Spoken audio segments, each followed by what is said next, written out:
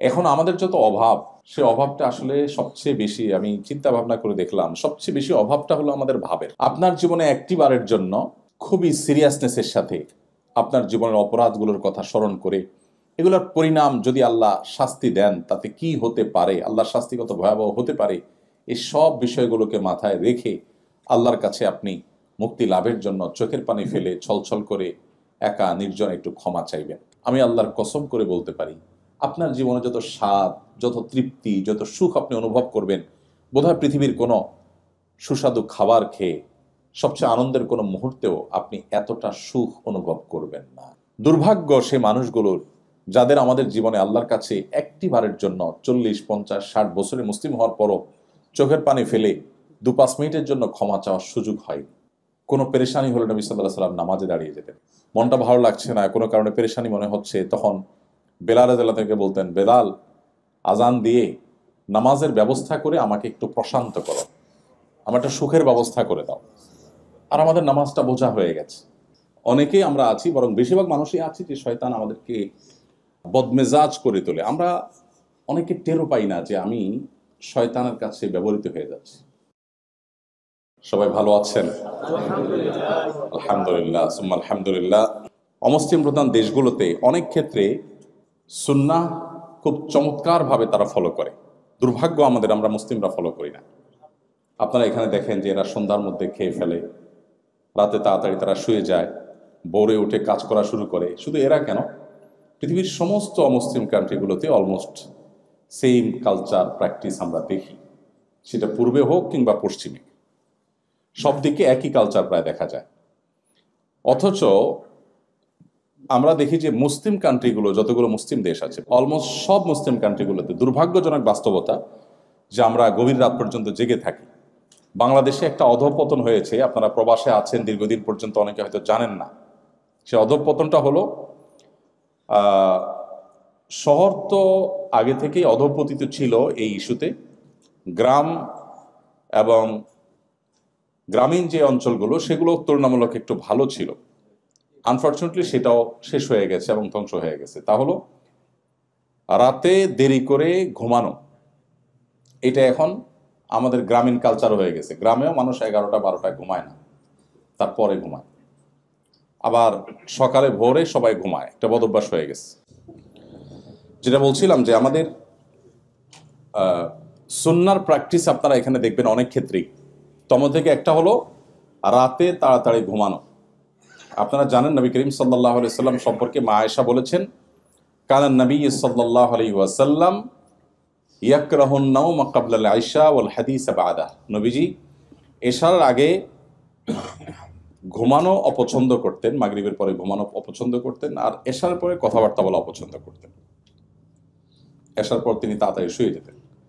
এখন গবেষকরা গবেষণা করে বলছে যে মানুষ যদি রাতের প্রথম প্রহরে ঘুমায় তাহলে তার বডিতে যে পরিমাণ এনার্জি তৈরি হয়, যে পরিমাণ রিচার্জ হয় তার ব্যাটারি, রাতের মধ্যভাগের পরে ঘুমালে তার চাইতে অনেক গুণ কম রিচার্জ হয়। এবং একই ঘুম যখন শেষ প্রহরে রাতে ঘুমায় তখন আরও কম হয়। দিনে যখন হয় সেটা একেবারে আরও এর চাইতে বহুগুণ কমতে থাকে। তাহলে নবী করিম সাল্লাল্লাহু আলাইহি সাল্লাম যখন বলেছেন, তখন বিজ্ঞান এই আবিষ্কার, এই গবেষণার ফল আমাদেরকে দিতে পারে নাই, বা বিজ্ঞানের এই উন্নতি তখন ঘটেনি, কিন্তু সুন্নাহ তখন সাহাবীরা মেনেছেন, তার সুফল তারা পেয়েছেন। আমরা আনফর্চুনেটলি মুসলিম কান্ট্রিগুলো এটা ফলো করি না। ইভেন মিডল ইস্টের মতো এই আরব কান্ট্রিগুলোতে পর্যন্ত গভীর রাত পর্যন্ত জেগে থাকা এটা একটা কমন তাদের ট্র্যাডিশন এবং সিস্টেমে পরিণত হয়েছে, আপনারা জানেন। এবং সকালে ঘুমানো, নবী করিম সাল্লাল্লাহু আলাইহি ওয়াসাল্লাম দোয়া করেছেন, আল্লাহুম্মা বারিক লি উম্মতি ফি বুকুরিহা, আল্লাহ আমার উম্মতের জন্য সকালের সময়টাতে আপনি বরকত দান করুন। অমুসলিমরা যখন নবী করিম সাল্লাল্লাহু আলাইহি ওয়াসাল্লামের সুন্নাহকে তারা আঁকড়ে ধরেছে, তাদের জীবনে তার ফলাফল, সুফল তারা ভোগ করছে। আনফর্চুনেটলি আমরা মুসলমানরা সেটা ভোগ করছি না। তো আমাদের নবী করিম সাল্লাল্লাহু আলাইহি ওয়াসাল্লাম 1450 বছর আগে প্রায় যে সমস্ত সুন্নাহর নির্দেশ আমাদেরকে দিয়ে গেছেন, এখন সেগুলোর সুফল দুর্ভাগ্যজনকভাবে অমুসলিমরা ভোগ করছে, কারণ তারা আমল করছেন। অথচ আমরা মুসলিমরা আমাদের নবীজির সুন্নাহকে আমল করছি না এবং তার সুফলও আমরা পাচ্ছি না। তো আলহামদুলিল্লাহ, এখান থেকে আপনাদের সেই লাইফস্টাইল আপনাদের অভ্যাস হয়ে যাচ্ছে সন্দেহাতীতভাবে, এটা একটা ভালো দিক এবং ভালো গুণ। তো তো সেজন্যই খুব গভীর রাত পর্যন্ত আমরা প্রোগ্রামে যাব না ইনশাআল্লাহ। আমি কোরআনে কারিমের 2-3টি আয়াতকে সামনে রেখে ইনশাআল্লাহ কিছু কথা বলতে চাই। আউযু বিল্লাহি মিনাশ শাইতানির রাজীম। ওয়াসারিউ ইলা মাগফিরাতিম মির রাব্বিকুম ওয়া জান্নাতিন আরদুহাস সামাওয়াতু ওয়াল আরদ উইদ্দাত লিল মুত্তাকিন আল্লাযীনা ইউনফিকুনা ফিস সাররাই ওয়াদ দাররাই ওয়াল কাযিমিনাল গায়যা ওয়াল আফিনা আনিন নাস ওয়াল্লাহু ইউহিব্বুল মুহসিনিন والذين إذا فعلوا فاحشة أو ظلموا أنفسهم ذكروا الله فاستغفروا لذنوبهم ومن يغفر الذنوب إلا الله ولم يصروا على ما فعلوا وهم يعلمون أولئك جزاؤهم مغفرة من ربهم وجنات تجري من تحتها الأنهار خالدين فيها ونعم أجر العاملين কোরআনে কারীমের সূরা আলে ইমরানের 33, 34 এবং 35, 36 এই কয়েকটি আয়াত আমি তেলাওয়াত করেছি। খুব সংক্ষেপে ইনশাআল্লাহ আয়াতগুলোর সামারি আপনাদের সামনে নিবেদন করার চেষ্টা করব। শুরুতেই আমরা নিয়ত করে নেই আমরা এখান থেকে কিছু আমল করার সিদ্ধান্ত কোরআন এবং হাদিস থেকে পরিষ্কার কিছু বার্তা নিয়ে তারপর যাব ইনশাআল্লাহ। আল্লাহ রাব্বুল আলামিন ইরশাদ করছেন, ওয়াসারিউ ইলা মাগফিরাতিম মির রাব্বিকুম ওয়া জান্নাতিন আরদুহাস সামাওয়াতু ওয়াল আরদ, অর্থাৎ তোমরা প্রতিযোগিতায় অবতীর্ণ হও, দৌড়াও এবং দ্রুতগতিতে অগ্রসর হও তোমাদের রবের পক্ষ থেকে দেওয়া মাগফিরাতের জন্য, এবং সে জান্নাতের আশায় যে জান্নাতের প্রস্থতা নবমণ্ডল এবং ভূমণ্ডলের প্রস্থতার মতো, উইদ্দাতিল মুত্তাকিন, যে জান্নাত মুত্তাকিদের জন্য তৈরি করা হয়েছে। এই আয়াতে পরিষ্কারভাবে আল্লাহ রাব্বুল আলামিন আমাদেরকে কম্পিটিশনের একটা সূত্র বলেছেন। আমরা প্রতিযোগিতা করব কিসে? আজকে মাগরিবের নামাজ আমি এখানে পড়িয়েছি, আপনারা অনেকেই দ্বিতীয় রাকাত আমরা সূরা তাকাসুর পড়েছি, লক্ষ্য করেছেন। সেখানে আল্লাহ রাব্বুল আলামিন বলেছেন, আলহাকুমুত তাকাসুর হাত্তা যুরতুমুল মাকাবির। মানুষকে শেষ করে দিয়েছে কিসে? তাকাসুরে। তাকাসুর কি জিনিস? অধিক উপার্জনের বা অধিক অর্জনের কম্পিটিশন, নেশা, এটা মানুষকে তোমাদেরকে শেষ করে দিয়েছে। হাত্তা যুরতুমুল মাকাবির, এই কম্পিটিশন চলতে থাকে কতক্ষণ? কবরে যাওয়া পর্যন্ত। আল্লাহু আকবার।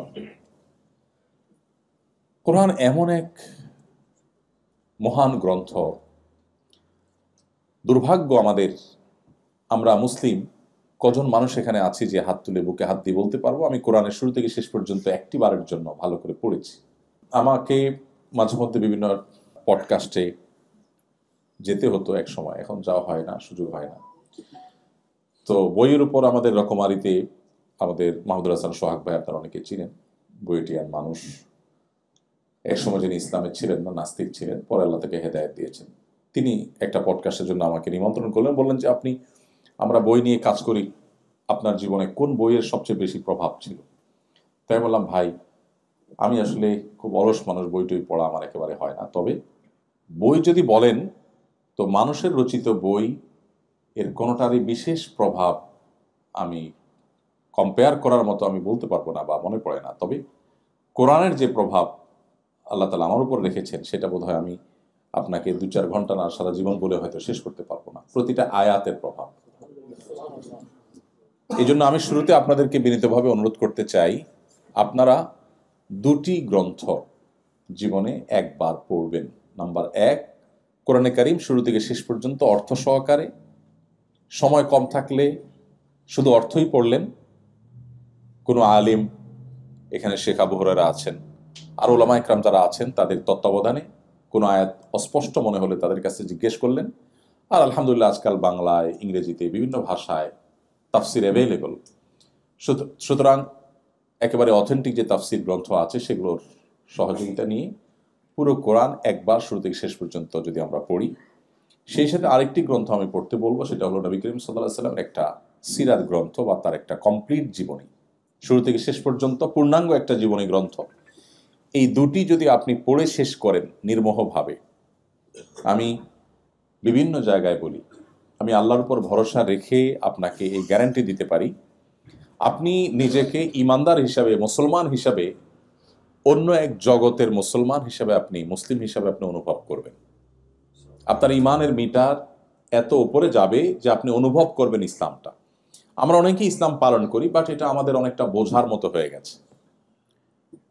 এখানে অনেক ভাই আছেন যারা মাদক সেবন করেন না এবং হারাম খাবার খান না, অনেক ইবাদতবন্দি করেন, কিন্তু এটা আমরা মুসলিম, আল্লাহ হারাম করেছেন, এরকম একটা মানসিকতা থেকে, যে আল্লাহ নিষেধ করেছেন তাই আল্লাহর কথা না শুনলে আবার মুশকিল, আল্লাহ দিবে মায়ের জাহান্নামে ফেলবে, টেনশন, এই জায়গা থেকে। বিশেষ করে আমাদের তরুণদের মধ্যে, নতুন যে জেনারেশন আমাদের এখন, এই জেনারেশনের অনেকেই, তাদেরকে আমরা অবশ্য প্যারেন্টসরাও প্যারেন্টিং এর কোরআন এবং সুন্নাহ সম্মত প্যারেন্টিং না জানা থাকার কারণে বা অ্যাপ্লাই না করার কারণে আমরাও তাদেরকে এমনভাবে বলি যে আল্লাহকে তাদের কাছে নাউজুবিল্লাহ ভিলেনের মতো বানাই। ছোট ছোট বাচ্চারা কিছু করতে গেলে এটা করা যাবে না, আল্লাহ হারাম করেছেন, আল্লাহ গুনাহ দিবেন, ওইটা করা যাবে না, আল্লাহ গুনাহ দিবেন, ওইটা করা যাবে না, তখন বাচ্চা মনে করে যে এর সব কাজে ডিস্টার্ব তো করতেছেন নাউজুবিল্লাহ আল্লাহ। এরকম একটা টেন্ডেন্সি বাচ্চাদের মধ্যে, হয়তো বলতে পারে না কেন তরুণদের মধ্যে নাস্তিক্যবাদের দিকে চলে যাওয়ার হার বাড়ছে নানা কারণে। এর অনেক ইস্যু, অনেক কারণ আছে, এর মধ্যে এটা একটা কারণ হতে পারে। তাদেরকে যে ইসলামটা ভেতর থেকে তাদেরকে অনুভব করার সুযোগ করে দেওয়া, ভেতর থেকে ইমানটা এনে তারপর ইসলামটাকে চর্চা করা, এটার মধ্যে একটা আনন্দ আছে, এখানে বোঝা নাই, সেটাকে আপনি দারুণভাবে ফিল করবেন। এটা যদি আপনি করতে চান তাহলে আপনাকে কোরআন পড়তে হবে এবং সিরাত পড়তে হবে। কোরআন এবং সিরাত পাঠ করার পর আপনি দেখবেন আপনার ইসলামটাকে আপনি এনজয় করছেন। আপনার কাছে তখন কষ্ট হবে না, আপনার কাছে তখন অনেক আনন্দ হবে, অনেক সুখ অনুভব হবে। সাহাবা ইকরাম তাদের অবস্থা কি ছিল? খোদ নবী করিম সাল্লাল্লাহু আলাইহি সাল্লাম তিনি বলতেন, আরিহনা বিহা ইয়া বেলাল, কানা ইজা হাজাবাহু আমরুন ফাজা ইলা সালাহ। কোনো পেরেশানি হলে নবী সাল্লাল্লাহু আলাইহি সাল্লাম নামাজে দাঁড়িয়ে যেতেন। মনটা ভালো লাগছে না, কোনো কারণে পেরেশানি মনে হচ্ছে, তখন বেলাল রাদিয়াল্লাহু তাআলা বলতেন, বেলাল আজান দিয়ে নামাজের ব্যবস্থা করে আমাকে একটু প্রশান্ত করো, আমার একটা সুখের ব্যবস্থা করে দাও। আর আমাদের নামাজটা বোঝা হয়ে গেছে, আমাদের ইবাদতবন্দি বোঝা হয়ে গেছে, কারণ আমরা ইসলামটাকে সেভাবে শিখে জেনে বুঝে মুসলমান না। বিশেষ করে আমরা যারা বাংলাদেশে জন্মগ্রহণ করেছি বা মুসলিমের ঘরে জন্মগ্রহণ করেছি, আমরা সবাই মুসলিম বাই বর্ন বা মুসলিম বাই চান্স, বাপ মা মুসলমান তাই আমরা মুসলমান হয়ে গেছি। তো এই জন্য কোরআনে কারীমের আয়াতগুলো যখন আমরা অর্থ সহকারে বুঝে পড়ব, তো আমাদের বাস্তবতার সাথে যখন সেটাকে আমরা মেলাবো, দেখব যে এটা আসলে কোনো মানুষের গ্রন্থ না, কোনো মানুষ দ্বারা এগুলো সম্ভব না। সেজন্য আমি শুরুতে আপনাদের প্রতি উদাত্ত আহ্বান রাখলাম যে কোরআনে কারীম অর্থ সহকারে একটি কমপ্লিট সিরাত গ্রন্থ কমপক্ষে আমরা একটিবার শুরু থেকে শেষ পর্যন্ত পড়ে শেষ করব, এবং ভালো হয় ফ্যামিলিতে গ্রুপ স্টাডি করা গেলে। আমি জার্মানির বার্লিনে আমাদের কিছু ভাইদেরকে পেয়েছি, দারুল ইসলাম নামে একটা সংগঠনের অধীনে তারা কাজ করেন। 40-45 জন মেম্বার, তারা অলমোস্ট সবাই পিএইচডি হোল্ডার, সবাই বেশ ভালো ভালো অবস্থানে সেখানে আছেন। তো আমি তাদের জিজ্ঞেস করলাম আপনাদের দিনই মোটিভেশন, আমাকে সেখানে নেওয়ার জন্য তারা অনেক দিন চেষ্টা, শেষ পর্যন্ত সাকসেস। বললাম যে সিক্রেটটা কি?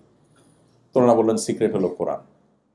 আমরা আজ বহু বছর আগে থেকে কয়েক বন্ধু মিলে আমরা গ্রুপ স্টাডি করতাম কোরআন, সেখান থেকে হতে হতে আজকে আমাদের কাজ আজকে বিশাল মহিরু আকার ধারণ করেছে।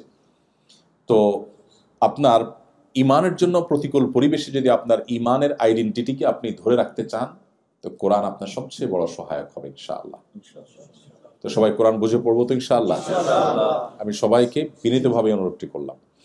আসুন এবার আমরা যে আয়াত এর তর্জমা করেছি সে আয়াতের প্রসঙ্গে আমরা একটু যাই। আল্লাহ বলছেন, তোমরা দ্রুততার সাথে দৌড়াও, কিসের জন্য? আল্লাহর মাগফিরাত পাওয়ার জন্য এবং জান্নাত লাভের জন্য। দুটি জিনিস, আল্লাহর মাগফিরাত এবং জান্নাত লাভ, এই দুইটা জিনিসের জন্য দৌড়াও। আমরাও দৌড়াই, কিন্তু সেটা হলো টাকা পয়সার জন্য, সামাজিক অবস্থানের জন্য, আমি আমার ভাষায় বলি সহজ বাংলায় ভাবসাবের জন্য। কিসের জন্য? ভাবসাবের জন্য। এখন আমাদের যত অভাব, সে অভাবটা আসলে সবচেয়ে বেশি, আমি চিন্তা ভাবনা করে দেখলাম, সবচেয়ে বেশি অভাবটা হলো আমাদের ভাবের। অভাবটা কিসের? ভাবের অভাব। মানে ভাব নিতে না পারলে আমার কষ্ট লাগে। যে আমার প্রতিবেশী সে 2টা বাড়ি কিনে ফেলেছে, আমি এখন একটাও কিনতে পারলাম না। অভাবটা বাড়ির না, অভাবটা কিসের? ভাবের। মানে আমি তার সাথে তাহলে তো ভাবে কুলালাম না। সব ক্ষেত্রে অলমোস্ট এই অবস্থা। আমাদের মা বোনরা নিশ্চয়ই শুনছেন আমাকে।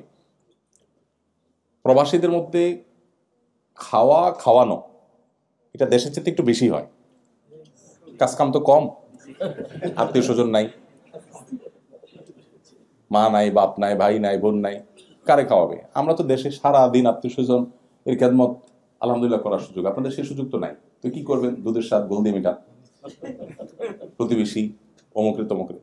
এটা দরকার আছে, বরং এটা আমাদের ইমানি আইডেন্টিটি বাঁচাবার জন্য এই সার্কেল মেনটেন করা এবং এই বিনোদনটা দরকার আছে। আমি এটাকে অ্যাপ্রিসিয়েট করি, কিন্তু যেটা অ্যাপ্রিসিয়েট করি না সেটা হলো এই আয়োজনের নাম দিয়ে যে ভাবসাবের কম্পিটিশন হয় সেটাকে। কোনো ভাবির বাসা খেয়ে আসছেন 15 আইটেম, তা আপনার অন্তত ওইটা ক্রস করতেই হবে, 16 করতে হবে, তাই না? অসুস্থ কম্পিটিশন, ইমানদার সুলভ কম্পিটিশন না। এটা আমাদের আদর্শের সাথে, আমাদের ইমানের সাথে যায় না, কিন্তু আমরা এটা করি। এটার বাহ্যিক লেয়ার বা বাহিরের রূপটা হয় খুব বিনয়ের সাথে, ভেতরের রূপটা পুরোটাই অহংকারে ভরা। উপরের প্রলেপটা কিসের? বিনয়ের প্রলেপ। কিরকম বিনয়ের প্রলেপ? মনে করেন 15 পদ করলেন, করার পর মেহমানরে খাইতে দিলেন, মেহমানরে খাইতে বসায়া এরপরে আপনার ভাবসাবের আসল রূপ জাহির করা শুরু হয়। বলেন যে ভাই আসলে আমার বাজার থেকে হাঁস আনার কথা ছিল, হঠাৎ ডিউটির চাপ পড়ে গেছে, পারলাম না, হাঁসটা মিস হয়ে গেছে। আপনার ভাবি আরো 2টা ভর্তা করার কথা ছিল, অমুক অমুক ভর্তা, হঠাৎ করে একটু ঝামেলা হলো, পারলো না। এটার বাহ্যিক রূপ হলো বিনয়, যে হে মেহমান সাহেব, আপনার আরো খেদমত করা দরকার ছিল, বাট আমরা পারলাম না, এটা আমাদের ত্রুটি। কিন্তু এর ভেতরের রূপটা হলো অহংকার। সেটা হলো, এটার আসল তর্জমা হলো, এই কথার আসল অনুবাদ হলো যে মেহমান, তুমি যে 15 পদ খাচ্ছ, তুমি মাইন্ড ইট, আমাদের ক্ষমতা ইচ্ছে অনেক বেশি। আমি 16 পদ তোমাকে খাওয়াইতে পারতাম না, পারতাম, জাস্ট ঝামেলা আসছে দেখে, তাহলে দেখতা তুমি। তোমার ভাবি আরো 2 পদ দিত, জাস্ট ঝামেলা আসছে জন্য পারে নাই। আমরা ইচ্ছে অনেক বেশি পারি, তুমি কি মনে করছো? এটারে তুমি বেশি মনে করো না, আমাদের ক্ষমতা এর চাইতে আরো বেশি। এটা হলো এটার অনুবাদ। তাহলে দিন শেষে কম্পিটিশনটা কিসের? ভাবের। ইমানদার ভাবের কম্পিটিশন করবে না। আল্লাহ তাআলা এই আয়াতে ইমানদারের কম্পিটিশনের আইটেম বলে দিয়েছেন। কম্পিটিশন হবে আল্লাহর মাগফিরাত আদায়ের জন্য, কম্পিটিশন হবে জান্নাত লাভের জন্য। ভাইরা আমার, বস্তুবাদের মধ্যে হাবুডুবু খাচ্ছি, ভোগবাদ আমাদেরকে গ্রাস করে ফেলেছে চতুর্দিক থেকে আষ্টে পৃষ্ঠে, যার কারণে আমাদের আসল লক্ষ্য, জীবনের টার্গেট, সেটা দূরে সরে যাচ্ছে, আমরা সেখান থেকে সরে যাচ্ছি। শয়তান আমাদেরকে জীবনের অগুরুত্বপূর্ণ বিষয়গুলোকে আমাদের কাছে সবচেয়ে গুরুত্বপূর্ণ করে তুলেছে। এই জন্য প্রয়োজন হলো পুরো পরিবারের সিদ্ধান্ত গ্রহণ করা। কম্পিটিশন আমরা সবাই করব, কিসের জন্য? আমাদের লক্ষ্য, গোল কি হবে, সেটা আমাদের ফ্যামিলির প্রত্যেকে বসে ডিসাইড করতে হবে। আল্লাহ তাআলা আমাদেরকে সেই নির্দেশ দিচ্ছেন যে তোমরা যদি আল্লাহর মাগফিরাত এবং জান্নাত লাভের জন্য যদি দৌড়াতে থাকো, হাঁটলে হবে না, কি করতে হবে? দৌড়াতে হবে। তার মানে সাধারণ পথ চলা হলে হবে না, দুনিয়া টুকটাক না, আখেরাত টুকটাক, আর দুনিয়া হলো ঠিকঠাক। নামাজটা কোনো মতে, জবটা একেবারে খুব গুরুত্বের সাথে। তো এটা তো দৌড়ানো না, এটা হলো হাঁটা। তো আল্লাহ তাআলা আমাদেরকে নির্দেশ করছেন যে আমরা আল্লাহর মাগফিরাতের জন্য দৌড়াই এবং জান্নাত লাভের জন্য দৌড়াই। মাগফিরাত লাভের জন্য দৌড়ানো বলতে কি বোঝায়? মাগফিরাত লাভের জন্য দৌড়ানো মানে হলো আল্লাহর কাছে মাপ চাওয়া। পৃথিবীতে মানুষ মানুষের কাছে মাপ চাইলে ভালো ফিল হয় না খারাপ ফিল হয়? আমি কি বোঝাতে পেরেছি প্রশ্নটা? আপনি যদি কারোর কাছে মাপ চাইতে হয়, কোনো কারণে আপনি এমন কিছু বলে ফেলেছেন যে একটা বাজে সিচুয়েশনে পড়েছেন, এখন আপনাকে ক্ষমা চাইতে হলো সবার সামনে বা পেছনে, ভাই আমি সরি, আমার ভুল হয়ে গেছে, আমাকে মাফ করে দেন, এই যে ক্ষমা চাওয়া, এই ক্ষমা চাওয়ার ফিলিংসটা মানুষের ভালো হয় না খারাপ হয়? অস্বস্তিকর, লজ্জাস্কর, অপমানকর, শেষ হয়ে যায়। মানে আমাকে ক্ষমা চাইতে হলো, এর চাইতে তার অনেক টাকা লস হয়ে গেল, তার কষ্ট হতো না যত কষ্ট হয় মানুষের কাছে ক্ষমা চাইলে, তাই না? সুবহানাল্লাহ, আল্লাহ রাব্বুল আলামিন আমাদেরকে সে ক্ষমা চাওয়ার টেন্ডেন্সি তৈরি করার জন্য বলছে, কিন্তু পার্থক্য হলো সে ক্ষমাটা মানুষের কাছে চাওয়া নয়। কার কাছে চাওয়া? আল্লাহর কাছে চাওয়া। আপনারা নিশ্চয়ই বিভিন্ন সময় আল্লাহর কাছে ক্ষমা চেয়েছেন, ইস্তেগফার করার সুযোগ হয়েছে, আমাদের অ্যাজ এ মুসলিম সবারই কম বেশি হয়েছে।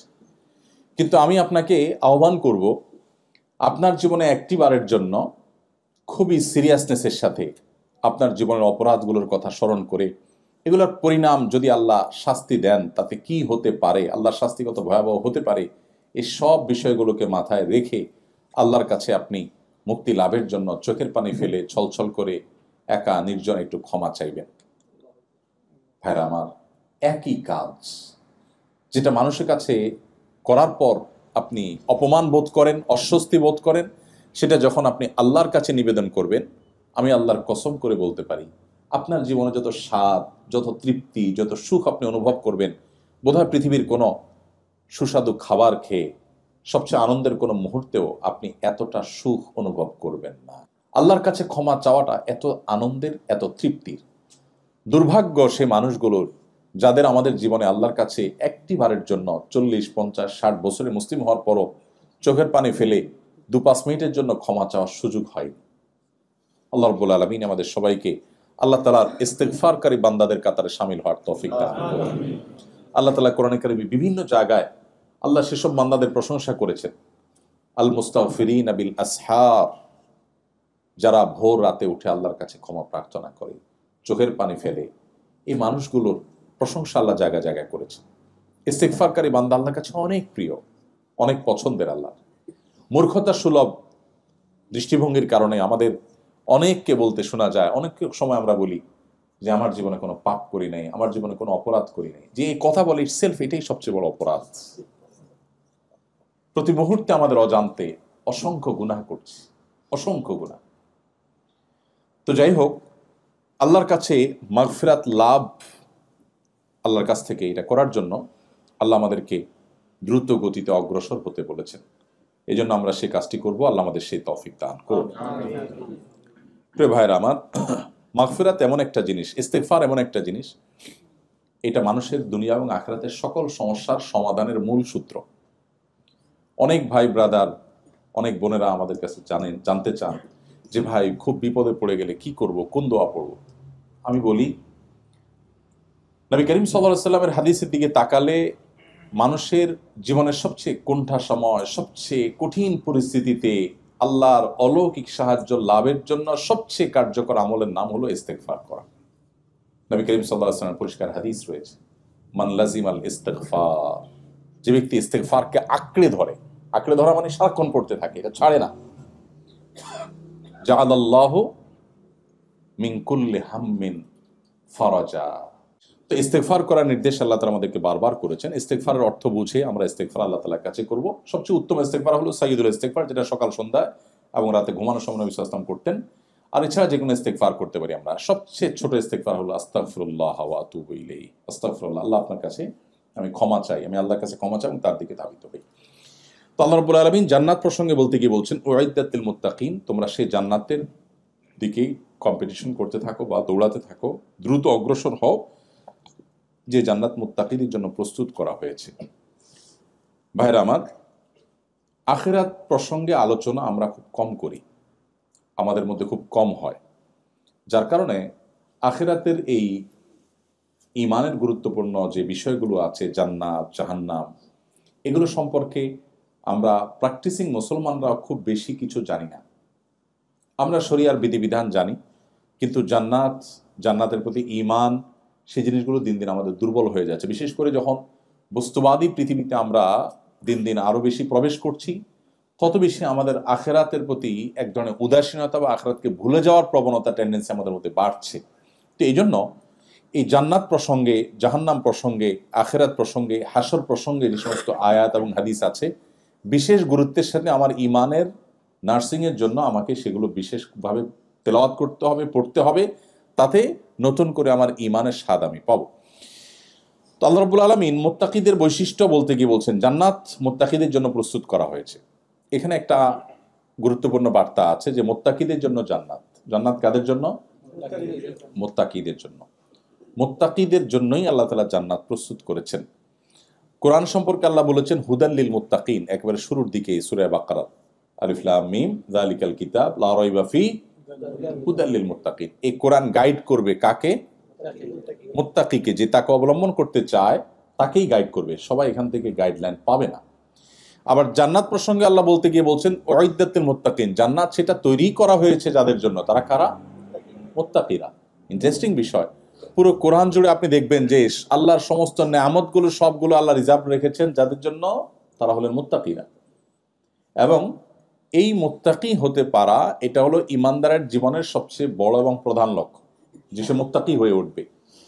মুত্তাকিদের প্রায় 30 থেকে 40টি বৈশিষ্ট্য পুরো কোরআনে আলোকপাত করা হয়েছে বিভিন্ন আয়াতে, কোথাও 3টি, কোথাও 4টি, কোথাও 5টি, সবগুলো একত্র করলে প্রায় 40টির মতো বৈশিষ্ট্য হয়। এটা নিয়ে আমাদের একটা লেকচার ইউটিউবে আছে, যেখানে মুত্তাকিদের সমস্ত বৈশিষ্ট্য কোরআনে যেগুলো আলোচিত সেগুলো আমরা সেখানে একত্র করার চেষ্টা করেছি। আজকে আমরা সেগুলো করব না। এই আয়াতের পরে আল্লাহ তাআলা মুত্তাকিদের কিছু বৈশিষ্ট্য উল্লেখ করেছেন, আমরা সেগুলো যাচ্ছি। পরবর্তী দুটি আয়াত আল্লাহ সেটি বলেছেন। আল্লাহ বলেছেন আল্লাযীনা ইউনফিকুনা ফিস সাররাই ওয়াদ দাররা, মুত্তাকিদের একটা বৈশিষ্ট্য হলো যে তারা সুখে দুঃখে, যখন তাদের সুদিন থাকে তখন, যখন তাদের দুর্দিন থাকে তখন, এই উভয় সময়ে তারা আল্লাহর রাস্তায় দান করে। এটা মুত্তাকিদের একটা বৈশিষ্ট্য। আমরা অনেকেই আছি সুদিনে দান করি, আবার অনেকে আছি দুর্দিনে দান করি। কিছু লোক আছে দিন খারাপ হলে তখন টুকটাক কিছু দান সাদাকা করে, ভালো হলে তখন সে আল্লাহকে আর স্মরণ রাখতে চায় না। যখন যারা ক্ষমতায় থাকে তারা কেউ আমাদের কাছে, হুজুরদের কাছে আসে না। যখন ক্ষমতা থেকে নেমে যায় সব সিরিয়াল ধরে, হুজুর এটা দোয়া করেন। হ্যাঁ, সব সময় এই অবস্থা। অনেক তরুণ আমার কাছে সিভি দেয়, ভাই একটা চাকরি দিয়ে। তো ভাই আমি তো কোনো ইন্ডাস্ট্রির মালিক না, কেমন চাকরি দিব? বলছে ভাই কত ব্যবসায়ী আছে আপনাদের সাথে পরিচয় আছে, একটু দেখেন। তাই আমি বলি যুবক আসেন বসেন, আমাদের সাথে অনেক ব্যবসায়ীর পরিচয় আছে ঠিক আছে, কিন্তু ব্যবসায়ীরা আমাদের কাছে সুদিনে আসে না। যখন ধরা খেয়ে দেউলিয়া হওয়ার দশা হয় তখন আসে, হুজুর একটু পানি পড়া দেন, দোয়া দেন। যখন সুদিন আসে তখন হুজুর দেখার সময় তার হাতে আর থাকে না, তখন সে দূরে দূরে থাকে। তো মুত্তাকির বৈশিষ্ট্য হলো সে সুদিনে দুর্দিনে সর্বাবস্থা আল্লাহর রাহে দান করবে। তার কষ্ট আছে, কষ্ট থাকলে সেই অনুপাতে কম করে দান করবে, কিন্তু তখনও সে করবে। 2 নম্বর বৈশিষ্ট্য হলো ওয়াল কাযিমিন আল গাইজ, যারা রাগ সংবরণ করতে পারে। কঠিন একটা বিষয়। অনেক ভালো ভালো মানুষ, তাহাজ্জুদ গুজার, কপালে সিল পড়ে গেছে, লম্বা দাড়ি আছে, হয়তো আলেম মানুষও, দায়ী মানুষও, কিন্তু ওনার আসল রূপ বা চেহারা এইটা ওনার রাগের সময় ফুটে ওঠে, এবং সেটা না দেখলে বোঝা যায় না উনি আসলে মানুষটা কেমন। আল্লাহ রাব্বুল আলামিন মুত্তাকিদের বৈশিষ্ট্য বলতে গিয়ে বলেছেন জান্নাত যে মুত্তাকিদের জন্য, সে মুত্তাকিদের বৈশিষ্ট্যের মধ্য থেকে দ্বিতীয় গুণ হলো তারা নিজেদের ক্রোধকে সংবরণ করতে পারে। ক্রোধ সংবরণ করার কথা আল্লাহ বলেছেন, ক্রোধ না থাকার কথা আল্লাহ বলেননি। তাহলে বোঝা গেল ক্রোধ থাকাটা খারাপ না, ক্রোধ নিয়ন্ত্রণ করতে না পারাটা খারাপ। যদি কেউ রাগ তার ভিতরে একেবারেই নাই, সে ধোঁড়ার সাপ, এটা প্রশংসার কোনো বিষয় না। আল্লাহ কিন্তু বলেন নাই ওয়াল আদিমিন আল গাইজ, আল্লাহ বলেন না যাদের গোসা রাগ বলতে কিচ্ছু নাই এরা মুত্তাকি, আল্লাহ বলেন নাই। তাহলে বোঝা গেল গোসা রাগ থাকতে হবে, কারণ এটা নাহি আনিল মুনকারের ক্ষেত্রে গোসা রাগের দরকার হবে কি হবে না? এই জন্য দেখেন আল্লাহর শব্দ নিয়ে যদি আপনি বিশেষ কোরআনে শুধুমাত্র আলফাজ, সব শুধু কোরআনকে কেন্দ্র করে 80 থেকে 85টা শাস্ত্র পৃথিবীতে গড়ে উঠেছে, মুসলিম মনীষীরা গড়ে তুলেছে। দুর্ভাগ্য আমাদের, শুধু কোরআনের টেক্সটটা পর্যন্ত পড়ে দেখা হয়নি 50 বছরের মুসলমান, কখন সে 85টা শাস্ত্র নিয়ে পড়বে? শুধু কোরআনের শব্দের রহস্য নিয়ে যে সমস্ত গবেষণা শত শত বছর, হাজার বছর ধরে হয়েছে, এক একটা শব্দের গবেষণা আপনার ইমানের মিটারকে কোথায় নিয়ে যাবে। আপনি চিন্তা করবেন যে কোনো মানুষ দ্বারা এটা সম্ভব হয় না। লাতাইফুল কোরআন, রমুজুল কোরআন, গমুজুল কোরআন, কোরআনের যে সিক্রেটস গুলো, কোরআনের যে লেয়ারে লেয়ারে আল্লাহ তাআলার যে সমস্ত কুদরত গুলো আছে, সেগুলো যদি আমরা অ্যানালাইসিস করি বা পড়ি, তো আমাদের ঈমান অনেক বেশি বৃদ্ধি পাবে। দেখুন এখানে আল্লাহ তাআলা বলেছেন ওয়াল কাযিমিন আল গাইজ, আল্লাহ বলেন নাই ওয়াল আদিমিন আল গাইজ। আদিমিন আল গাইজ মানে হলো যাদের রাগ নাই। মুত্তাকিদের বৈশিষ্ট্য আল্লাহ সেটা বলেন নাই। তাহলে বোঝা গেল রাগ থাকতে হবে, কিন্তু রাগরে কি করতে হবে? কন্ট্রোল করতে হবে। এইটা বড় জটিল কাজ। বেশিরভাগ মানুষ রাগ উঠে গেলে ডায়রিয়ার রোগীর মতো হয়ে যায়। ডায়রিয়ার রোগী যেরকম একটা পর্যায়ে গেলে আউট অফ কন্ট্রোল হয়ে যায়, তার স্টুল পাস তার হাতে, তার নিয়ন্ত্রণে থাকে না, এরকম একটা লেভেলে চলে যায় না? আমি বলি বদরাগী রোগ যারা নিয়ন্ত্রণ করতে পারে না নিজেরে, সেই জন্য কল্পনা করে যে আমি ওই পেশেন্টের মতোই, আমিও আমার আউট অফ কন্ট্রোল। এই রোগের রোগী আমরা বেশিরভাগ মানুষ, অনেকেই আমরা আছি, বরং বেশিরভাগ মানুষই আছি যে শয়তান আমাদেরকে বদমেজাজ করে তোলে। আমরা অনেকে টেরও পাই না যে আমি শয়তানের কাছে ব্যবহৃত হয়ে যাচ্ছি। কিভাবে রাগ কন্ট্রোল করবেন, দীর্ঘ আলোচনার ব্যাপার, আমি সংক্ষেপে ছোট ছোট করে কয়েকটা পয়েন্ট বলি। নাম্বার 1, মানুষকে ক্রোধান্ধ করে দেয়, প্রচন্ড ভাবে মানুষকে রাগান্বিত করে দেয় ইবলিস। কিসে করে? ইবলিস, শয়তান।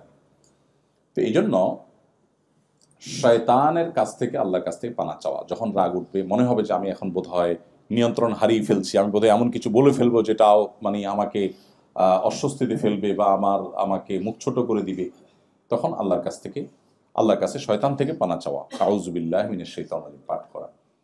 এক ব্যক্তি নবী করিম সাল্লাল্লাহু আলাইহি ওয়াসাল্লামের সামনে খুব রাগান্বিত হয়ে কাঁপছিল, থরথর করে, এরকম একটা পরিস্থিতি যখন তৈরি হয়েছে, নবীজি সাল্লাল্লাহু আলাইহি ওয়াসাল্লাম তখন আরেকজনকে শুনিয়ে শুনিয়ে বলছেন, ওই ব্যক্তিকে না, আরেকজনকে বলছেন, এই যে লোকটা অনেক রাগান্বিত হয়ে পড়েছে, আমি একটি বাক্য জানি যে বাক্যটি সে পাঠ করলে আল্লাহ তাআলা তার রাগকে কন্ট্রোল করে দিবেন। সেটা হলো আউযু বিল্লাহি মিনাশ শাইতানির রাজিম পাঠ করা। এটা কিন্তু ওই ব্যক্তিকে শোনায় তিনি বললেন। তার দাওয়ার হিকমা দেখেন। নবী যদি ডাইরেক্ট তাকে বলতেন, এই ভাই মাথা গরম করছে কেন, আউযু বিল্লাহ পড়ো, হয়তো লোকটা ডিনাই করে বসতো রাগের আতিশয্যে, নবীজির মুখের উপর ডিনাই করার কারণে বেঈমান হয়ে যেতে পারত। এই জন্য নবী সাল্লাল্লাহু আলাইহি ওয়াসাল্লাম তার ট্রিটমেন্ট দেওয়ার জন্য, সে যেন শুনতে পায়, এভাবে আরেকজনের সাথে জিনিসটা আলাপ করেছেন। পারপাস সার্ভ হয়ে যাবে, কিন্তু তার কোনো বাজে রিঅ্যাক্টের আশঙ্কা থাকবে না। আমরা যে নবীর উম্মত, তার দাওয়াতে কত হিকমা ছিল, কত কৌশল ছিল, কত প্রাজ্ঞতা ছিল, কত বিচক্ষণতা ছিল। এমনি এমনি মাত্র 10 বছর সময় পেয়েছেন মদিনাতে, একটি বছর আরামে ঘুমাতে পারেননি, নিশ্চিন্তে ঘুমাতে পারেননি। কখনো বদর, কখনো উহুদ, কখনো তাবুক, কখনো খন্দক, একের পর এক যুদ্ধ চাপিয়ে দেওয়া হয়েছে। এরকম কোনটা সময় পরিস্থিতিতে একটা মানুষের বেঁচে থাকা যেখানে দায়, সেখানে তার মিশনকে পৃথিবীর সবচেয়ে শক্তিশালী মিশনে পরিণত করে দুনিয়া থেকে গেছেন। পৃথিবীতে তার চাইতে সাকসেস আরেকজন মানুষ আপনি দেখাতে পারবেন না। 10 বছরে তো আমরা আমাদের সংসারের অবস্থাই পরিবর্তন করতে পারি। আপনারা অনেকে আছেন 20 বছর হয়ে গেছে, এখনো গোছায় উঠতে পারেন। 10 বছরে বিশ্ব মানবতার মোড় ঘুরিয়ে দিয়ে তারপর চলে গেছে, সাকসেস হয়েছে। এই মানুষটি আল্লাহ রাব্বুল আলামিন তাকে যে বিচক্ষণতা দিয়েছেন, তাকে যে হিকমা দিয়েছেন, সেটা কোরআনের প্রতি শব্দে শব্দে তার হিকমার আলোচনা রয়েছে। এই জন্য নবীজির সম্পর্কে তার সহধর্মিনী আমাদের মা আয়েশা রাদিয়াল্লাহু তাআলা আনহা বলেছেন, কানা খুলুকুল কোরআন, নবীজির চরিত্র ছিল কোরআন। তো এখানে নবী সাল্লাল্লাহু আলাইহি ওয়াসাল্লাম যখন দেখলেন ওরা রাগান্বিত হয়েছে, তিনি সরাসরি তাকে না বলে তিনি বললেন, আমি একটা বাক্য জানি যেটা বললে তার রাগ প্রশমিত হয়ে যাবে। তার রাগ প্রশমিত হয়ে গেছে। আপনারা এও জানেন, বারবার শুনেছেন যে নবীজি যখন সোসাইটিতে কোনো ভায়োলেশন দেখতেন, কোনো শরিয়া বিরোধী কাজ দেখতেন, আল্লাহর বিধানের পরিপন্থী কিছু দেখতেন কোনো ব্যক্তি বিশেষের মধ্যে, তাকে বললে হয়তো তিনি লজ্জায় পড়ে যাবেন, আনইজি ফিল করবেন, নবীজি মিম্বরে উঠে বলতেন, আমার কি হলো, কিছু লোককে দেখি তারা এরকম এরকম কাজ করে যেটা করা উচিত নয়। তাতে যাকে তিনি সংশোধন করতে চাইতেন তিনি সংশোধিত হয়ে যেতেন, আবার তিনি কারোর সামনে লজ্জার মুখেও পড়তেন না। তো এইভাবে আমাদের প্রিয় নবী সাল্লাল্লাহু আলাইহি ওয়াসাল্লাম তার দ্বীনকে প্রতিষ্ঠিত করবার জন্য, তার দ্বীনকে জিন্দা করবার জন্য, আমাদের আত্মশুদ্ধির জন্য তিনি বহুমুখী চেষ্টা করেছেন। তাহলে মুত্তাকিদের দ্বিতীয় বৈশিষ্ট্য হলো রাগ সংবরণ করা। রাগ কিভাবে সংবরণ করব, তার একটা পদ্ধতি বললাম, খুব বেশি মাথা গরম হয়ে গেলে কি পড়তে হবে? আউযু বিল্লাহি মিনাশ শাইতানির রাজিম। এটার অর্থ বুঝে উপকারিতা চিন্তা করে পড়তে হবে। শুধু মন্ত্রের মতো পড়লাম সেই মানসিকতা থেকে পড়া উচিত না, পড়তে হবে বুঝে। আল্লাহ বলেছেন কোরআনে কারিমে, ইম্মা ইয়ানজাগান্নাকা মিনাশ শাইতানি নাজগুন ফাস্তাইজ বিল্লাহি মিনাশ শাইতানির রাজিম। শয়তান যখন তোমাকে খোঁচা দিবে বা তোমাকে ক্ষতিগ্রস্ত করবে, বিভ্রান্ত করতে চাইবে, তখন তুমি আল্লাহর কাছে পানা চাইবে শয়তান থেকে। তাহলে শয়তান থেকে যখনই আশ্রয় চাইবো, আল্লাহ আমাদের রাগ সংবরণ করবে। এখন মুশকিল হলো লজিকের দুনিয়া, লজিক পাগল এই পৃথিবীতে। এখন সবকিছুতে সায়েন্সের উন্নতি অগ্রগতি, আমাদের সবকিছুতে লজিক লাগে। এখন প্রশ্ন হলো, রাগ উঠছে আমার, মাথা গরম হয়ে গেছে, আউযুবিল্লাহ পড়লে দূর হয়ে যাবে, কেমন কথা? আমরা তো ট্যাবলেট খাইলে অসুখ ভালো হয়, কোরআন পড়লে ভালো হয়ে যাবে, এটা তো আমাদের বুঝে আসে না, তাই না? এখন ভয়েস কমান্ডের যুগ, মোবাইল ভয়েসে কাজ হয়, সেটা তো অনেক পুরান। গাড়ি ভয়েস কমান্ডে গাড়ি চলে, সেটাও পুরান হয়ে গেছে। এখন আরো লেটেস্ট জিনিস চলে আসছে। এখন তো আপনার এসি লাগবে, সুইচ টিপ দেওয়া তো দূরের কথা, হাই এসি, এসিকে আপনি লক করে বলবেন তুমি স্টার্ট হও, বন্ধ হও, সেটাও করার দিন পুরান হয়ে গেছে। এখন লেটেস্ট কি? লেটেস্ট হলো আপনি গরম ফিল করছেন, অটোমেটিক এসি চলবে। আপনি ঠান্ডা ফিল করছেন, এসি বন্ধ হবে। তো আমি যদি মোবাইলকে যদি বলি হাই শ্রী কল অমুক, আমার এই কথা যদি মোবাইল শুনে এবং যদি অ্যাকশন হয়, তো আল্লাহর কালাম পড়ে যখন আমি বলবো তখন কেন অ্যাকশন হবে না?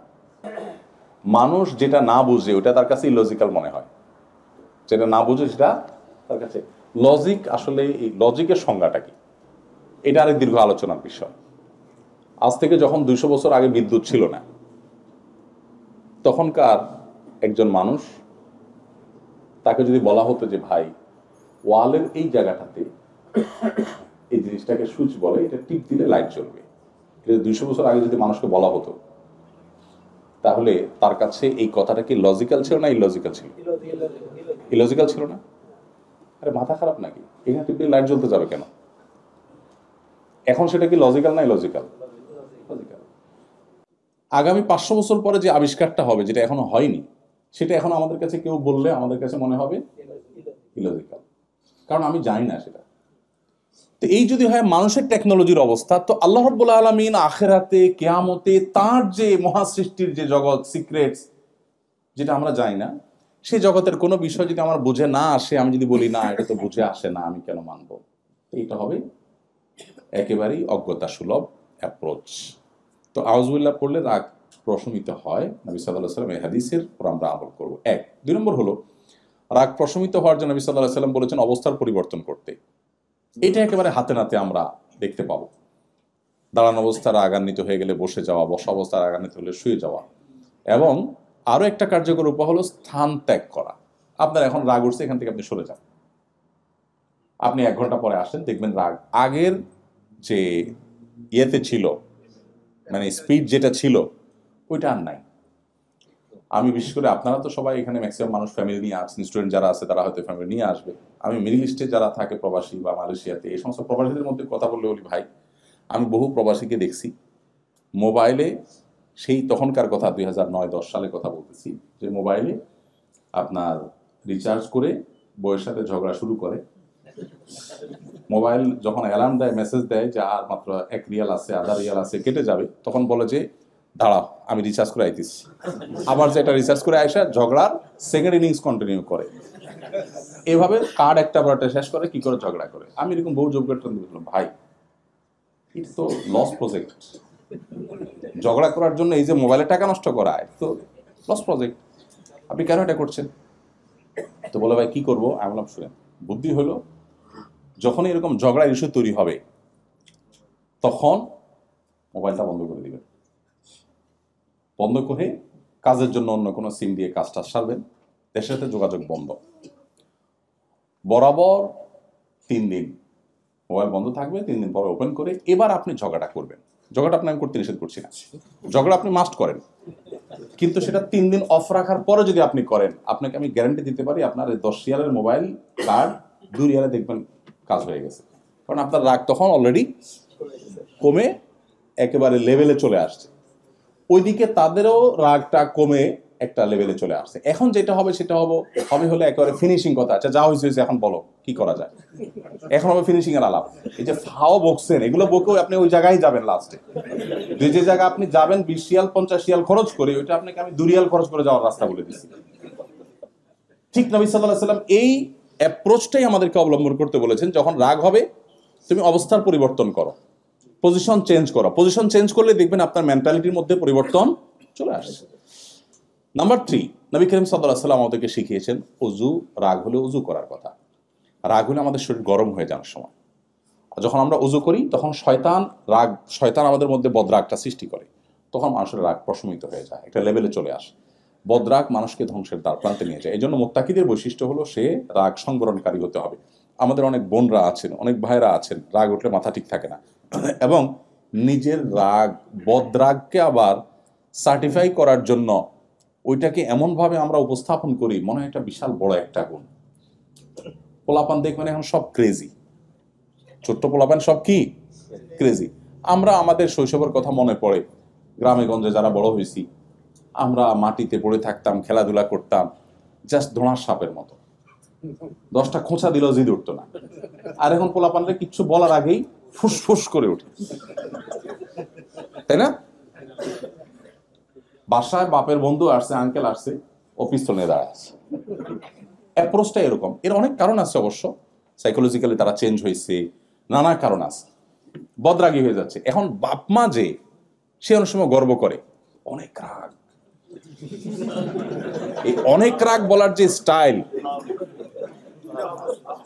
অনেক রাগ যে আমার ছেলেটার বা আমার মেয়েটার পিচ্চিটার, এটা বলার যে স্টাইল, সেই স্টাইলটা কি এটা যেন সে প্রাউড ফিল করছে, মানে মনে হয় যে তার বাচ্চা পিএইচডি করছে। আরে ভাই আপনার বাচ্চা অনেক রাগী মানে সে পেশেন্ট, আপনি ডিজাস্টারের মধ্যে আছেন, আপনি ছোট মুখে বলবেন ভাই সরি বাচ্চাটা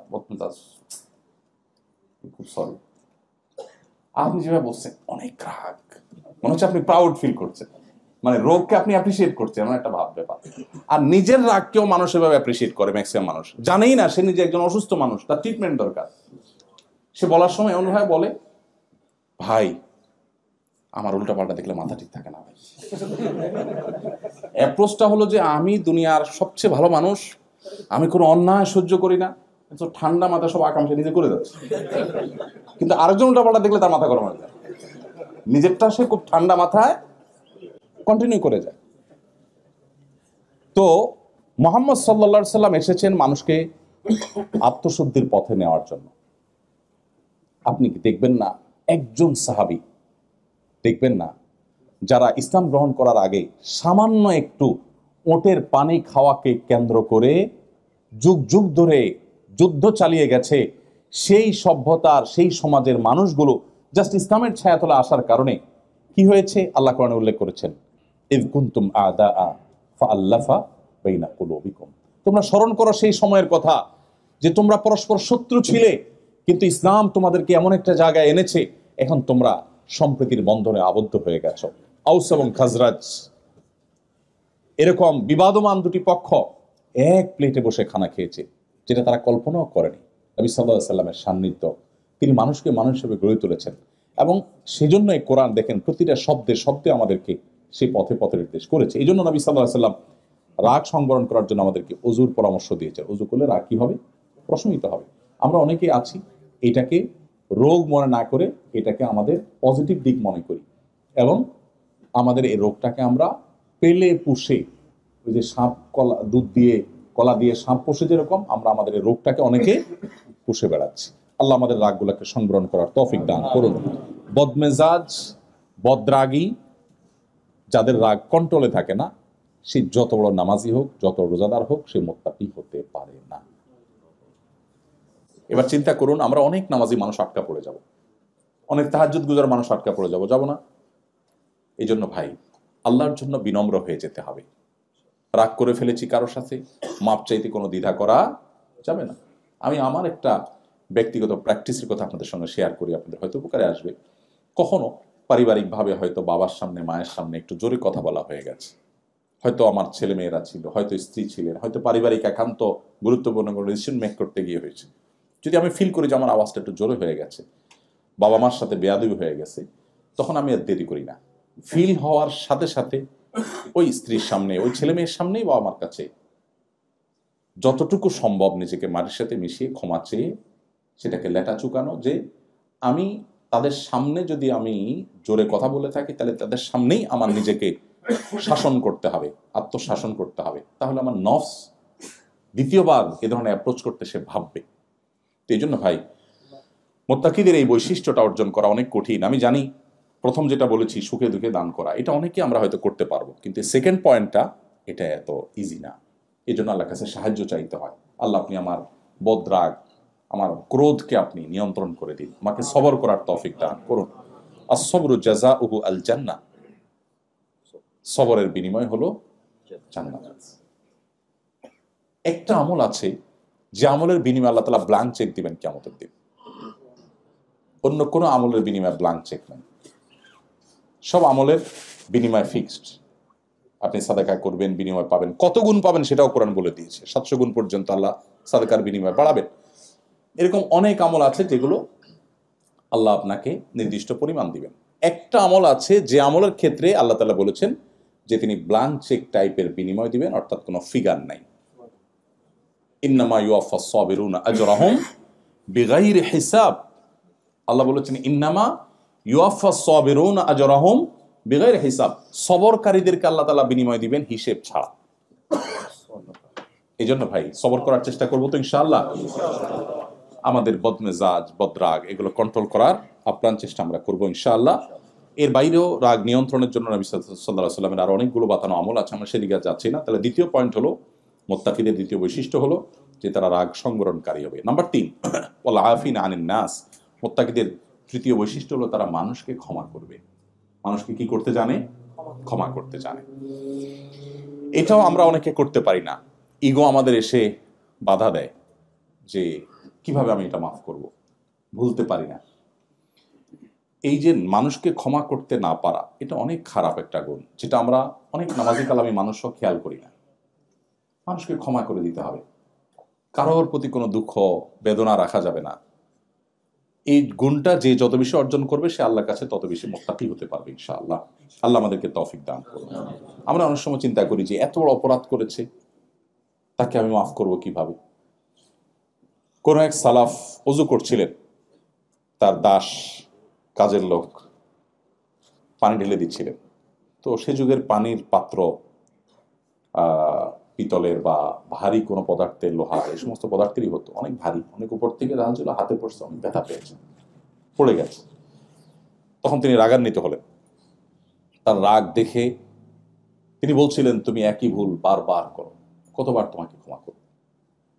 তখন দাস বলছিলেন এই যে আয়াত, ওয়াল আফিনা আনিন নাস, যারা মানুষকে ক্ষমা করতে জানে তারা মুত্তাকি হয়, তাদেরকে আল্লাহ জান্নাত দিবেন। এটা বলার সাথে সাথে উনি বললেন, যাও আমি তোমাকে মাফ করে দিলাম। আমরা হলে কি বলতাম বলেন তো?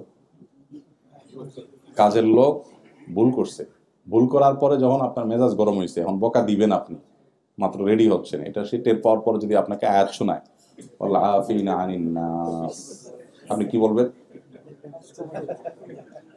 বলবেন যে তুমি আমাকে ওয়াজ করতে আসছো না,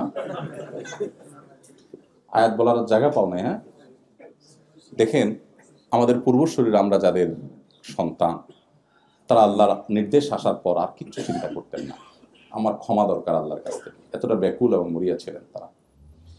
এরপর আল্লাহ শেষ শব্দে বলেছেন আল্লাহু ইউহিব্বুল মুহসিন, আল্লাহ ইহসানকারীদেরকে ভালোবাসেন।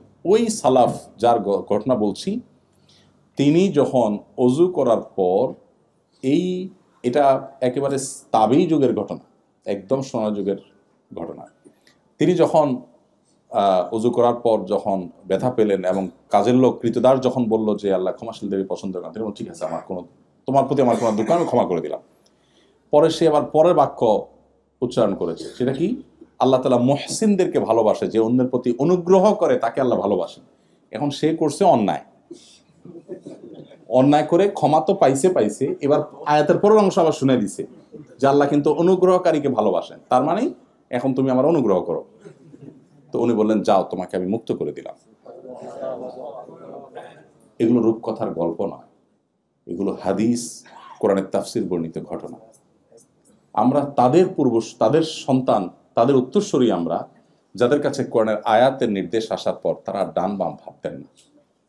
সে যুগে একটা কৃতদাস আজাদ করা, মুক্ত করা, আর এ যুগে একটা মার্সিডিজ গাড়ি কাউকে হাদিয়া করা অলমোস্ট এক জিনিস। এত দামি অ্যাসেট ছিল সে যুগে, এটা দাম করে দিলেন, চাইলে বিক্রি করতে পারতেন। কেন? যে আমি চাই আল্লাহ আমাকে মুত্তাকিদের কাতারে শামিল করুন। কত বৈশিষ্ট্যের কথা আমরা শুনি কোরআনে, আমরা যখন আয়াত পড়ি কত মুত্তাকিদের বৈশিষ্ট্য আছে আমরা খেয়ালও করি না। একটা বৈশিষ্ট্য অ্যাচিভ করার জন্য এই মুহূর্তের মধ্যে এত বড় বড় স্যাক্রিফাইস তারা করেছেন। এমনি এমনি গোটা পৃথিবী তাদের পায়ের নিচে আসে নাই, এমনি এমনি গোটা পৃথিবী তারা শাসন করেন, এমনি এমনি তারা গোটা পৃথিবীর নেতৃত্বের আসনে আসেন নাই। তাদেরকে কোরআনের যোগ্যতায় তারা যোগ্য করে তুলেছেন। আজ কোরআন একদিকে, আমরা আরেক দিকে। কিছু লেবাস আছে, 2-4 রাকাত নামাজ কালাম পড়ি, নিজেকে অনেক ভালো মুসলমান মনে করি, তাকওয়া এক জগতে, আমরা আরেক জগতে। আল্লাহ আমাদের সবাইকে মুত্তাকিদের ইমাম হওয়ার তৌফিক দান। আল্লাহ কত সুন্দর দোয়া শিখিয়েছেন সূরা ফুরকানের 74 নম্বর আয়াত, রব্বানা হাবলানা মিন আজওয়াজিনা ওয়া যুররিয়াতিনা কুররাতা আয়ুন ওয়াজআলনা। আল্লাহু আকবার। আয়াতে আল্লাহ আমাদেরকে শেখাচ্ছেন আমরা যেন দোয়া করি। আমরা মুত্তাকি হতে চাই তা না, আমরা মুত্তাকিদের ইমাম হতে চাই। এই জন্য মুত্তাকিদের ইমাম হওয়ার আগে তো মুত্তাকি হইতে হবে অ্যাটলিস্ট। অতএব আজ থেকে আমরা রাগ সংবরণ করার নিয়ত করবো তো ইনশাআল্লাহ। এমন কোন মানুষ পৃথিবীতে থাকবে না যাকে আমি ক্ষমা করতে জানবো না। নবী করিম সাল্লাল্লাহু আলাইহি সাল্লাম যদি হিন্দাকে ক্ষমা করতে পারেন, তিনি যদি আবু সুফিয়ানকে ক্ষমা করতে পারেন, আপনি কার উপরে অভিমান করে বলবেন আমি তাকে ক্ষমা করব না? সবাইকে ক্ষমা করবো তো ইনশাআল্লাহ। সোসাইটিতে চলতে গেলে অনেকের প্রতি অভিমান হয়, অনেকের প্রতি কষ্ট হয়, কিন্তু এগুলো ক্ষমা করতে জানা, এটা ইমানদারের সিফাত। শয়তান আমাদেরকে এই গুণটা অর্জন করতে দেন, আমাদেরকে শক্ত করতে চায়, আমরা নরম হব ইনশাআল্লাহ। এরপরে আল্লাহ তাআলা মুত্তাকিদের বৈশিষ্ট্য বলতে গিয়ে পরের আয়াতে বলেছেন, ওয়াল্লাযীনা ইযা ফাআলু ফাহিশাতান আও যালামু আনফুসাহুম যাকারুল্লাহ। মুত্তাকিদের আরেকটা বৈশিষ্ট্য হলো, কোন একটা অন্যায় কাজ হয়ে গেলে, কোন একটা অশ্লীল কাজ হয়ে গেলে, কোন একটা গুনাহের কাজ হয়ে গেলে, আও যালামু আনফুসাকুম, নিজের প্রতি নিজে কোনো অবিচার করে ফেললে, যাকারুল্লাহ, আল্লাহকে তারা স্মরণ করে, আল্লাহকে স্মরণ করে, ফাস্তাগফারু লিযুনুবিহিম, এরপর আল্লাহর কাছে তার এই পাপের জন্য সে ইস্তেগফার করে, ক্ষমা প্রার্থনা করে। ওমা ইয়াগফিরুয যুনুবা ইল্লাল্লাহ, আর আল্লাহ ছাড়া কে ক্ষমা করার অধিকার রাখে। ওয়ালাম ইউসিররু আলা মা ফাআলু ওয়া হুম ইয়ালামুন, এরপর আল্লাহর কাছে এভাবে ইস্তেগফার করার পর দ্বিতীয় দফা এই গুনাহটা সে করে না, আল্লাহর ভয়ে, আল্লাহর বান্দা হিসাবে সে এটাকে পুনরাবৃত্তি করে না, আর এই গুনার পিছনে, এই গুনাতে আসে না। এই বৈশিষ্ট্যগুলো যদি উল্লেখ করে, এই বৈশিষ্ট্য যদি কেউ অর্জন করে, আল্লাহ বলেছেন উলাইকা জাযাউহুম মাগফিরাতুম মির রাব্বিহিম ওয়া জান্নাতুন তাজরি মিন তাহতিহাল আনহার, এই মানুষগুলোর বিনিময় হলো আল্লাহর পক্ষ থেকে মাগফিরাত এবং জান্নাত লাভ। এই দুটা জিনিস, ওয়া নি'মা আজরুল আমিল, আর আমলকারীদের বিনিময় কতই না ভালো। শেষ। এই 4টি আয়াত আমি আপনাদের সামনে বলেছি শেষ। আমি শুধু সামারিগুলো বলছি আবার, যে আল্লাহ বলেছেন তোমরা দৌড়াও, দ্রুত গতিতে তোমরা আগাও মাগফিরাত এবং জান্নাতের দিকে। গোটা পৃথিবী আগায় একদিকে, আপনি অগ্রসর হবেন অন্যদিকে। কারণ পৃথিবীর বস্তুবাদী মানুষগুলো, তারা জীবনের একটা লেভেল পর্যন্ত দেখে। আল্লাহ আপনাকে ইমানদার করেছে, আপনার দৃষ্টি আরো অনেক গভীরে, আপনি জান্নাত পর্যন্ত দেখেন, তারা এত দূর দেখে না। সো তারা দেখে মৃত্যু পর্যন্ত। এইটুকু কিভাবে ভালো থাকবে সেজন্য হাজারটা আয়োজন তাদের।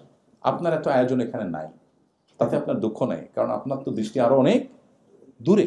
সো এইটুকু আপনার ভালো গেল কি খারাপ গেল এটা অনেক বড় ম্যাটার করে না। আপনার দেখার বিষয় হলো আমি সেখানে কতটা ভালো থাকলাম।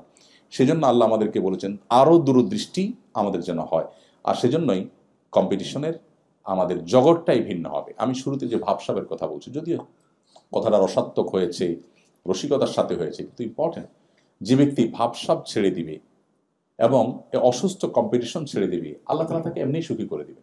কোনো সম্পদ ছাড়া সে সুখী হবে। নবী সাল্লাল্লাহু আলাইহি ওয়াসাল্লাম এমনি বলেন নাই, লাইসাল গিনা বিকাসরাতিল আরদ ওয়ালাকিন্নাল গিনা গিনান নাফস, অনেক সম্পদ আহরণ করলে সে ধনী হয় না। তাহলে ধনী কে হয়? নবীজি বলেছেন যে ব্যক্তি মনের দিক থেকে ধনী। মনের ধনী কি আবার? মনের ধনী হলো যে মনে করবে যে আমার অনেক আছে, আলহামদুলিল্লাহ আমি হ্যাপি, যা আছে এটা আমি সুখী, আমি কারোর সাথে কম্পিটিশনে যাচ্ছি না, অন্তত পার্থিব ইস্যুতে। পার্থিব ইস্যুতে কম্পিটিশন যে পৃথিবীতে কখনো মানুষ সুখী হয় না। আপনি যার সাথে কম্পিটিশন করবেন তার সমান হয়ে গেলেন, এরপরে দেখবেন তার চেয়ে ডাবল আরেকজন, এবার কি করবেন? আমি গতকালকে গল্পচ্ছলে বলছিলাম, আমাদের এক ভাই টাঙ্গাইল বাড়ি, সৌদি আরবে ড্রাইভিং প্রফেশনে কাজ করেন, একজন সাধারণ মানুষ, কিন্তু একটা অসাধারণ কথা বলেছেন। উনি বলেছেন যে আমার বাবা আমাকে বলল যে বাবা, আমাদের পাশের জমিটা বিক্রি হবে, জানি তোমার বেতন কম, ড্রাইভিং প্রফেশনে কাজ করো, মিডল ইস্টে অল্প টাকা পাও, কিন্তু বাবা পাশের জমিটা না নিলে তো হয় না, এটা নিতে হবে। আরেকজন এসে নিয়ে ফেললে কেমন হয় নিজের পাশের জমি? তো উনি বললেন যে ভাই, আমাকে বললেন যে ভাই, আমি আব্বাকে বললাম যে আব্বা, কষ্ট করে ধার দেনা করে পাশের জমি এটা নিলাম, তুমি টেনশন করিও না, কিন্তু পাশ তো শেষ হবে না বাবা, জমির তো আরো 3টা পাশ আছে। এক পাশের জমি আমি নিলাম, নিলে পাশ আরো 3টা থাকবে। ইভেন যেটা আমি নিলাম এটা নেয়ার পর এটারও আবার পাশ,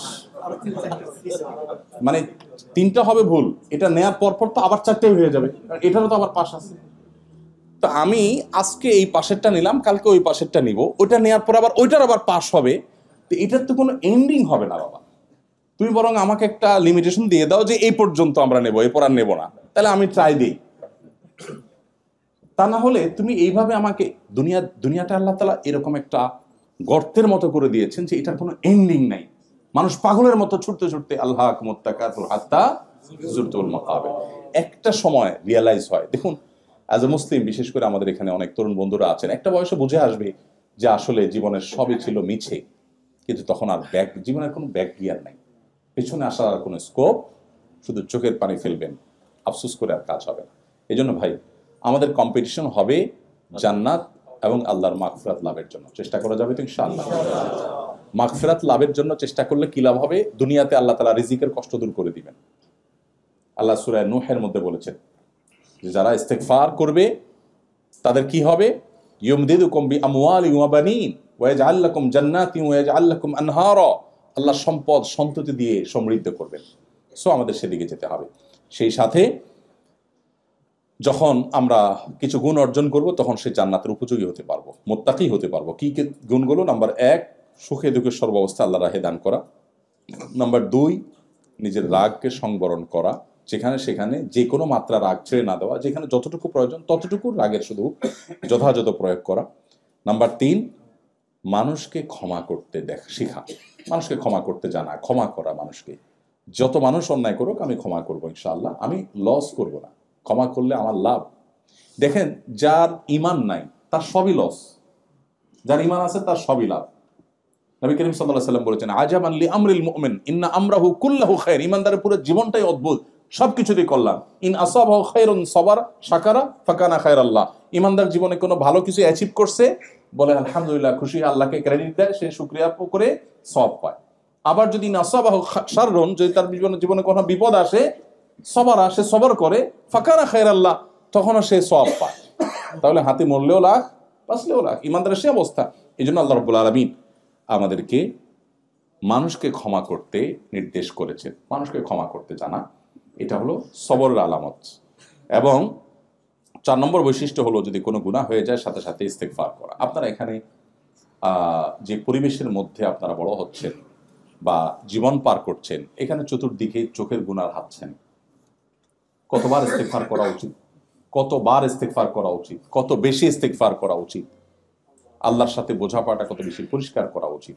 আমরা একটা লাইফ এনজয় করছি, কিন্তু কোরআন যে লাইফের পথে আহ্বান করেছে সেটা আমরা এনজয় করার সুযোগ পাই নাই। আমি সেটাই আপনাদের আহ্বান করেছিলাম, আবারও সেটাই আহ্বান করছি যে প্লিজ কোরআন আমাদেরকে যেরকম লাইফ, আমাদের যে জীবন যাপন করতে বলেছে সেটাকে আমরা করতে শিখি এবং করতে জানি। আল্লাহ আমাদের সেই তৌফিক দান করুন। ইমানদারদের বা মুত্তাকিদের যে বৈশিষ্ট্য, এই বৈশিষ্ট্যগুলো আমরা অর্জন করার চেষ্টা করব এবং কোরআনকে আমরা বুঝে পড়ার চেষ্টা করব। নবী সাল্লাল্লাহু আলাইহি ওয়াসাল্লামের সিরাতের আলোকে আমাদের জীবনকে আমরা সাজাবার চেষ্টা করব, আলোকিত করার চেষ্টা করব। আল্লাহ আমাদেরকে সেই তৌফিক দান করুন।